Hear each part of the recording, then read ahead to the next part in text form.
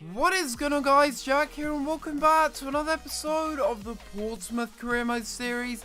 This is episode number 47, and before we get into anything, guys, I just want to thank you guys for all the support that you gave me on the last episode. If we can get 50 likes on this episode, that would be greatly appreciated. We're moving ever so closer now to the 50 milestone of this series, and it's going to be a very special video, I have to say. You guys will probably look forward to it. It's going to be a really good video, and well, just look forward to it basically. It's going to be a good one as we have a little look at the monthly squad report here. If you do want to see any players that have grown for this month, then of course feel free to pause the video and take a look at some of the players that are growing in some of their stats and attributes. It is a very well-rounded squad, I have to admit. We are building a very nice squad here at Portsmouth. We've got a few players and areas that we do need to improve on, but apart from that, I'm very happy with the players that we do have. Got a lot of good players that are looking to grow.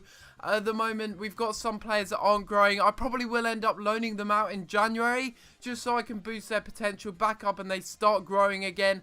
But I also want to increase some of the players' potential that are in this squad. Some of the young English players like Ledson that we do have isn't currently growing at the moment, which is a bit of a shame.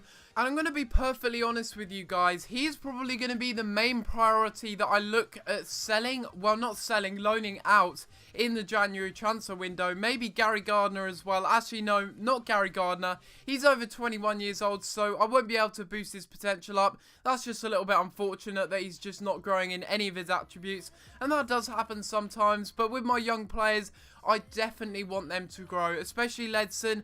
I think he could turn out into a pretty beast playmaker, but unfortunately at the moment he's just not growing whatsoever. We also have a little look at the FL Championship table there. Portsmouth, we are currently sitting on 28 points behind Nottingham Forest, who are on 30 points. It looks like they're going to be our main rivals for this season, although we've got other teams that are also doing well this season, such as Wigan Athletic in the first game of today's episode. They're going to be a very tough opponent, actually. They were only relegated, well, actually, they were relegated 3 seasons ago now in this career mode. Maybe even 4, I don't know. Yeah, it would have been 4 seasons, actually. We're going with a pretty strong lineup, though, ourselves, a 4-4-2 formation, and we've got Blackett playing at left back in this match. With regards to Wigan Athletics lineup, they've got a couple of players in there that are quite notable. Callum McManaman, of course, a player that has now moved back into the Premier League with West Bromwich Albion, I do believe. That happened a couple of days ago when I am recording this, and it'll be interesting to see how he does back in the Premier League. That was a good shot there by him in the 25th minute, but luckily for us, we got Tom Heaton on hand to save that one very nicely indeed. He is turning out to be a pretty decent goalkeeper. I was actually quite surprised, didn't expect him to be that good, but then we get a chance of our own here in the 28th minute. Some really lovely passing plays. We find Ibe out on this left hand side, and he does a low cross into the middle of the box, and it's Cornet to finish off. A lovely passing move there. Really good passing move actually from all the players there, linking up very nicely. Ibe crossing it into the middle, and all Cornet had to do was get contact on that, which he did do very nicely indeed. A good cross into the middle, and Cornet gets another goal. He is slowly creeping back into the Portsmouth side here. He was a prominent figure in the first season here at Portsmouth, and really he's kind of died down a little bit, but now that he is growing a lot, he's turning out to be a really good player. Once again here, Cornet doing a lovely over-the-top through ball, or almost a lovely over-the-top through ball. Somehow gets hold of it again as the Wigan Athletic defenders, they were in a bit of a mess there, and it was a good save by Lee Nichols, and it remained at 1-0 to us. But we were dominating this game. We were very comfortable in this game as we do another over-the-top through ball here, and this time it somehow meets Cornet once again. He gets taken down in the box, and this time it is a red card for the Wigan Athletic defender. Ivan Ramis gets sent off there, and I have to say, what a terrible challenge that was on Maxwell Cornet. He was denied a goal there. That was a goal-scoring opportunity in my eyes anyway. Maxwell Cornet does get taken out, and it's Saido Berahino who's got a chance here to double our lead. Will he be able to score our number 9 from the spot? Yes, he will. In the 74th minute, he puts it into the back of the net, and Wigan Athletic now down to 10 men. We are 2-0 up in the 75th minute. Surely we're going to go ahead and get the 3 points in this match now that that has happened, and we have scored the penalty. A really nice goal from Saido Berahino. He's 9th already this season, and he's turning out to be a perfect number 9 for me, actually. Wasn't that good when I bought him in the first season that we did have him, but another good chance here in the 85th minute here for Saido Berahino as he goes charging through here, and selfishly I went for the shot with him because I thought, why not increase his goal tally? And another good block there by the Wigan Athletic defender.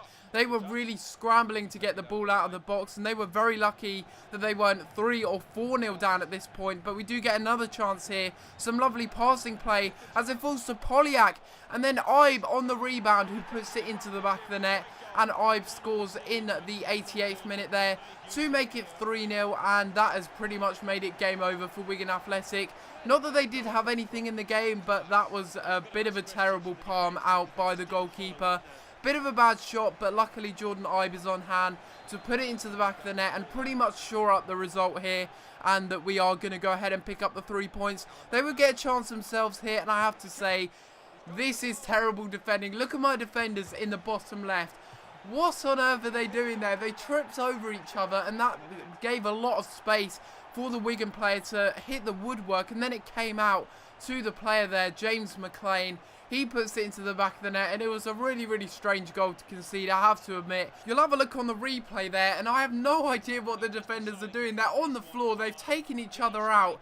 They hit the woodwork from the rebound, and then somehow, from a tight angle, James McLean, he manages to put it into the back of the net and basically get them a consolation goal. Nothing more than that. It wasn't really a problem, to be honest, but I would have liked Tom Heaton to get another clean sheet this season. He's doing absolutely fantastically in the net, and we had a lot of chances in the game. I have to say, it was a fairly even game in the first half, but in the second half, we showed our dominance. We pressed forward, and we managed to pick up a 3-1 result on Legendary.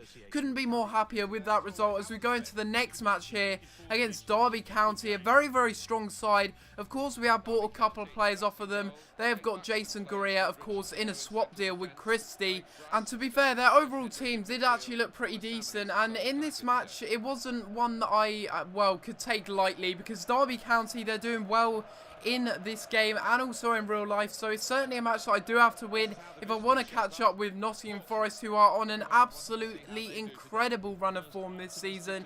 Thought I'd give Jack Watmer a chance, and Rolando Aaron's coming into the side. A few players that aren't normally getting into the side because of fitness reasons.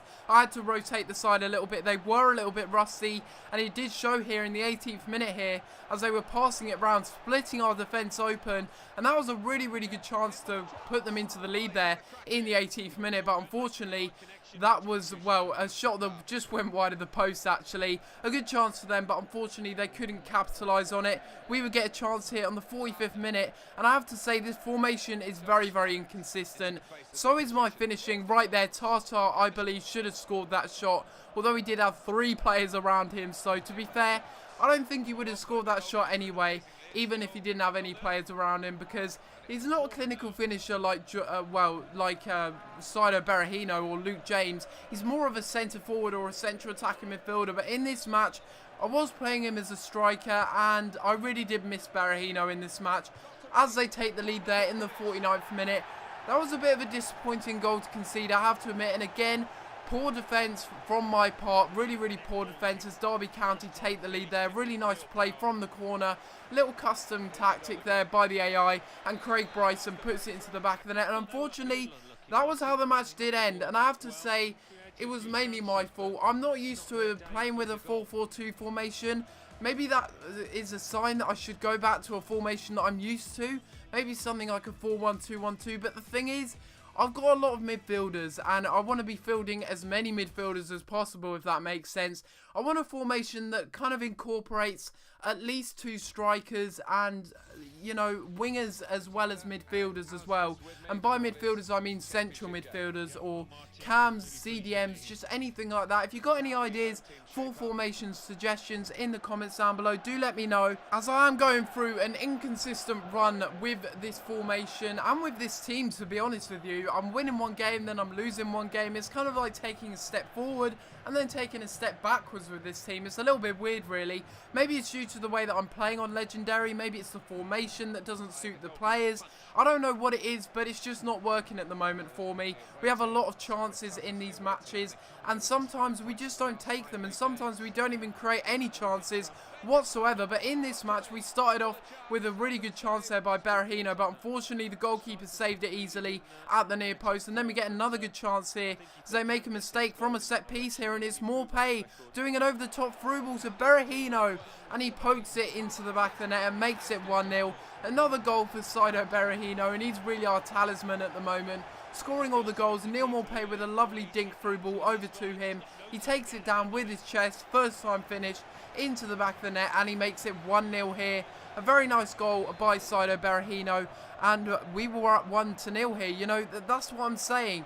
We are going through an inconsistent run of form, and sometimes I'll have lots of chances in a game, like in this match, another chance there for Neil Morpay, but unfortunately the goalkeeper saved it. And sometimes we just don't create any chances whatsoever. Bit of a weird thing. I don't know what's going on. Maybe it's just the teams that I face and the kind of run of form that they're going through. But another chance there for Saido Berahino, who puts it into the back of the net once again in the 45th minute on the stroke of half time. And it's Neil Morpay again linking up with Saido Berahino. Neil Morpay has been a player that has really disappointed me this season, but he has actually turned up very nicely in this match, provided 2 assists for Saido Berahino to get his 11th goal and 10th goal respectively, and I have to say he seems to be doing a lot better on the assist front. I've just realised I say a lot of things repetitively in these commentaries sometimes, and if that does annoy you, I do apologise, as we concede a goal there in the 50th minute, and Huddersfield, they get a sloppy way back into the game, to be honest. They really shouldn't have had that shot in the first place. They shouldn't have put it into the back of the net. Well, it was kind of a stupid goal to concede. If you have a look here, sloppy defending as the player gets taken out. That creates the space as the player is on the floor. The defender, I think that was Blackett there, who was on the floor, and it was just easy for him to put it into the back of the net, pass Heaton, and make it 2-1 there to get them back into the game. But we get another good chance here as Jed Wallace cuts inside, down that right-hand side, passes it inside to Maxwell Cornet, and he is on the score sheet now. Once again, a player that I haven't really been given too much game time to this season. He actually came off the bench for, I think it was Neil Morpay, and that was some lovely dribbling there from him, and a brilliant finish into the back of the net with his weaker right foot. A lovely goal there by Maxwell Cornet, and it wasn't over there as Maxwell Cornet this time provides Jed Wallace down this right hand side. It was actually Tartar who was cutting inside with the Ronaldo chop, and it's Berahino to get another goal, and that's his 3rd goal in this match, which means he has got his hat-trick in this match, and that is 4-1. And that is certainly game over for Huddersfield Town. We make it 4-1 there with Saido Berahino. And I have to say, I really do like this goal. Tartar with the Ronaldo chop on the right-hand side. He's so good with the skill moves. Such a silky player to use, and I do recommend him to any of you guys that are starting a Road to Glory career mode. A really good pre-contract signing, setting up Saido Berahino, who tucks it nicely under the goalkeeper, and that's how the match did end. So a very, very good result, and one that I'm very much pleased with. Saido Berahino getting on the score sheet 3 times to get his hat-trick, and a very emphatic result in a bit of an inconsistent run of form. But this is going to be the end of the episode, guys. Hopefully you have enjoyed. And if you have enjoyed this episode of Career Mode, please be sure to leave a like on the video and subscribe if you haven't already. But on that, guys, I'm going to have to leave it there, and I'll see you next time for another video. Thanks for watching.